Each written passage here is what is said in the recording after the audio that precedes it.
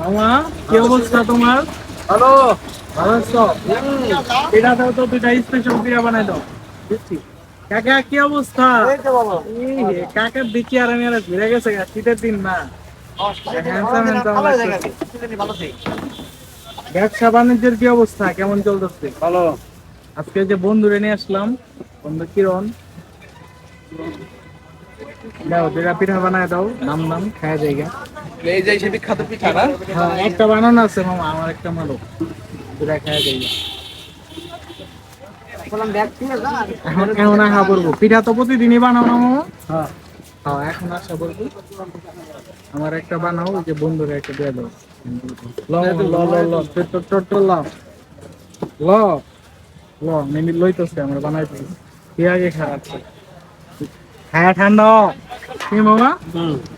Nitrogen নিয়ে আইছি, খায়া ঠান্ডা। তো অনেকদিন পরে ভিডিও করলাম, ভিডিও তো করতেই চাই না, আপনারা লাইক কমেন্ট করেন না, এটা তো ভিডিও করবারই মন চায় না। বলো এটা কি আমার? এই ল চা আছে না মামা? সুন্দর।